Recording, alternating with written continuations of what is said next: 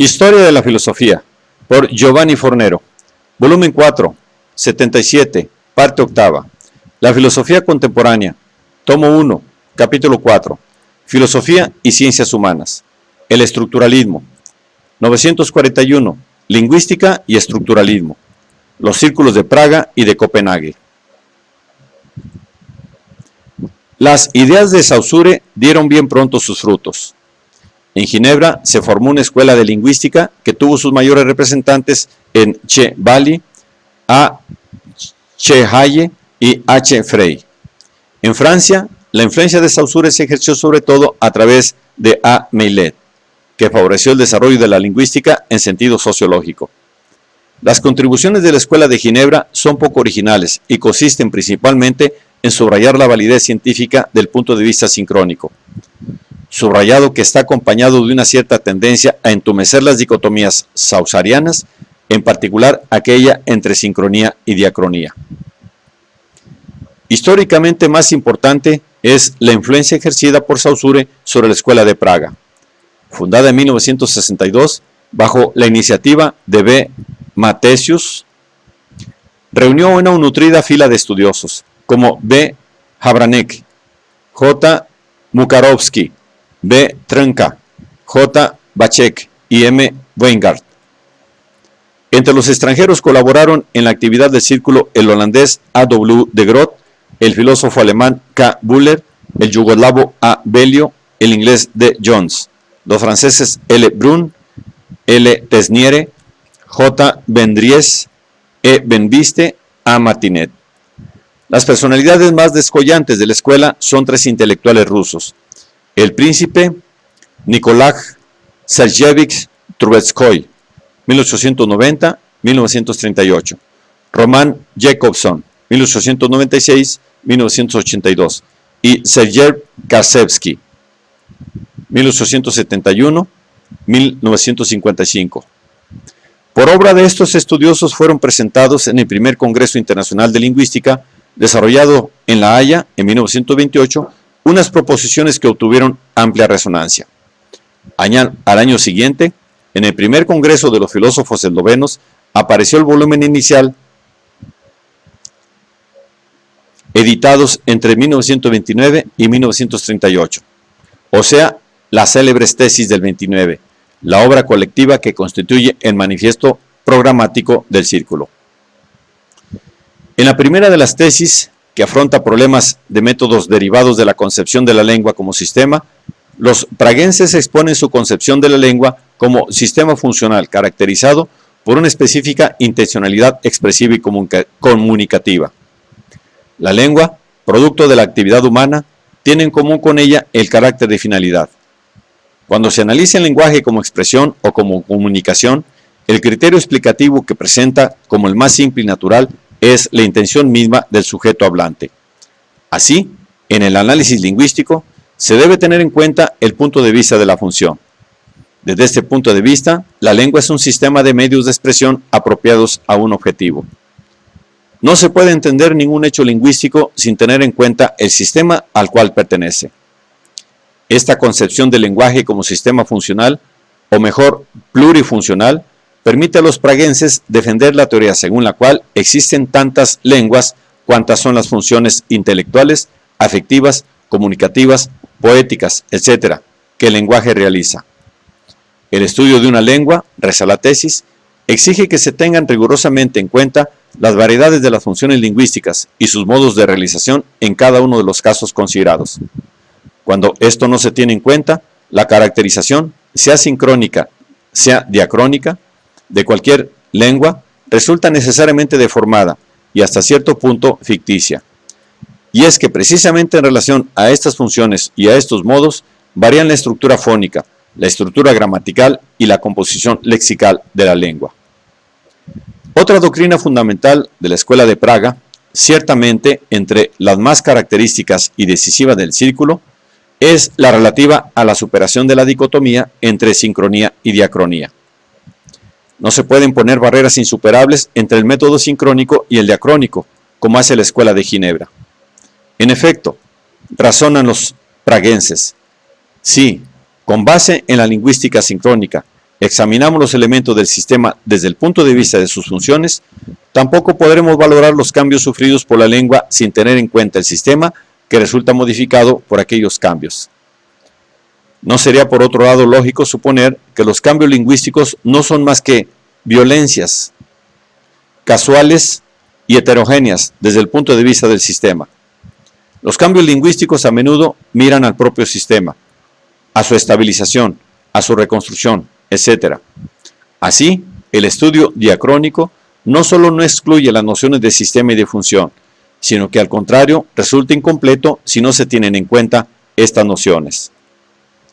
Con este principio, los praguenses se sitúan en abierta antítesis a Saussure, puesto que el casualismo del ginebrino, o sea, la idea según la cual los cambios lingüísticos son accidentales respecto al sistema, aún teniendo consecuencias sobre este, ellos contraponen una especie de teleologismo, por el cual los cambios descienden con razón del sistema y suceden con miras a una mejor o por lo menos distinta organización del sistema mismo.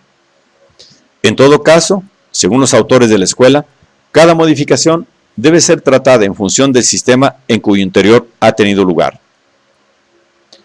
La reivindicación de la naturaleza estructural de los cambios diacrónicos está acompañada por una paralela reivindicación de la naturaleza intrínsecamente dinámica de los sistemas, los cuales, desde el punto de vista de los pragueses, puede ser comprendido sincrónicamente solo a condición de ser también considerados diacrónicamente. Por otra parte, la descripción sincrónica no puede excluir absolutamente la noción de evolución, puesto que incluso en un sector considerado sincrónicamente se halla presente la conciencia del estadio que está por desaparecer, del estadio presente y del que está en formación. En síntesis, según el estructuralismo dinámico de Trubetskoy y Jacobson, estructura e historia están ligadas por una relación de sustancial intimidad, en virtud de la cual se verifica, por así decir, un cambio de caracteres entre ambas nociones. Por una parte, la estructura está dotada de una capacidad dinámica autónoma, y las modificaciones de los sistemas aparecen como el resultado de tendencias inherentes a su funcionamiento. Por otra, la historia misma asume una dimensión estructural, y los desarrollos a los que ella da lugar no son arbitrarios y contingentes, sino provistos de una lógica interna. Con la Escuela de Praga hace también su aparición el término estructura, el cual, como sabemos, se hallaba casi ausente en el universo del discurso de Saussure. En cambio, en las tesis encontramos expresiones como leyes de estructura, principios estructural, principio estructural, esquema de estructura, estructura interna, etc.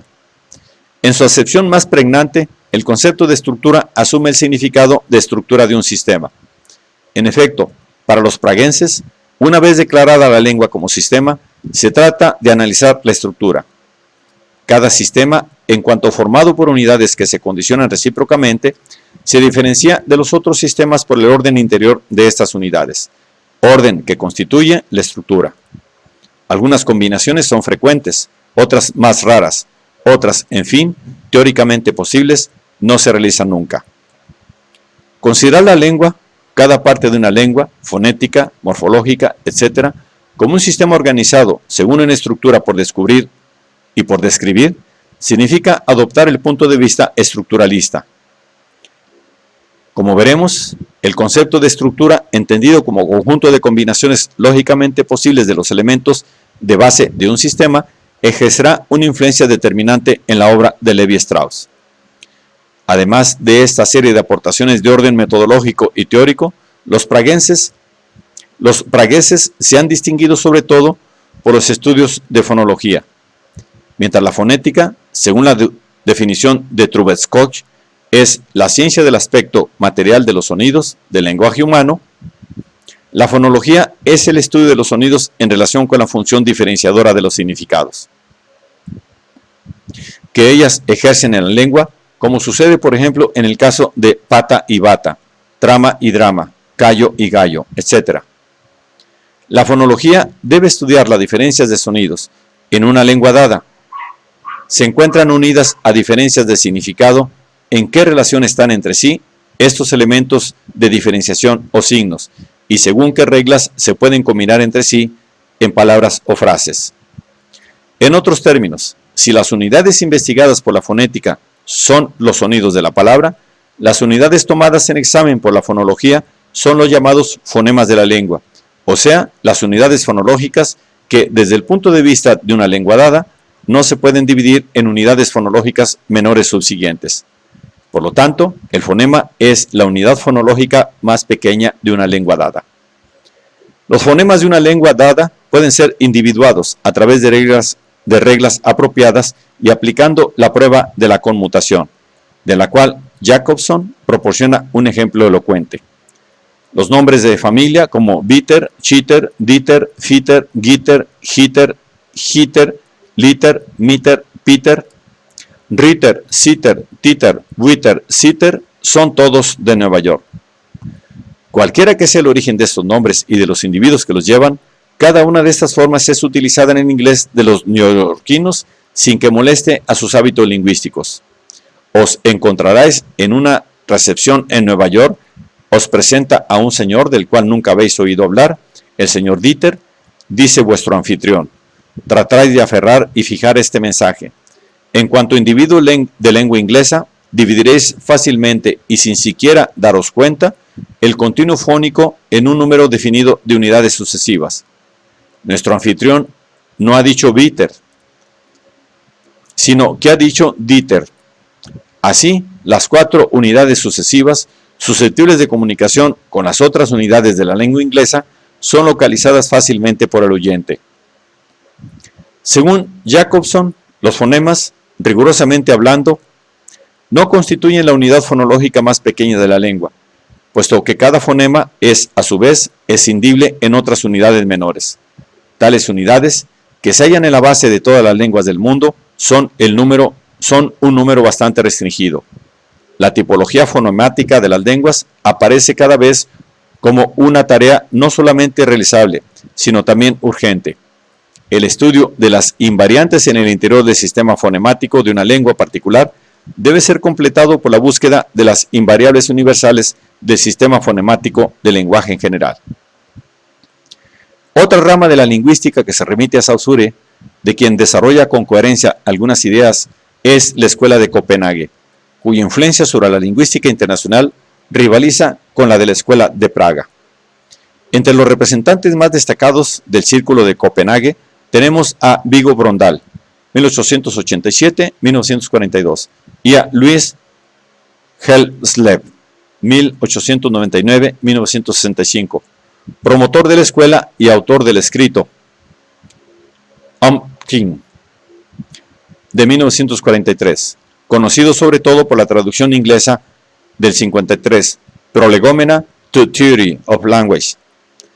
Los órganos oficiales del movimiento fueron la revista Acta Lingüística, que comenzó a salir en 1939, y la serie de los trabajos de Copenhague, que iniciaron la publicación en 1944.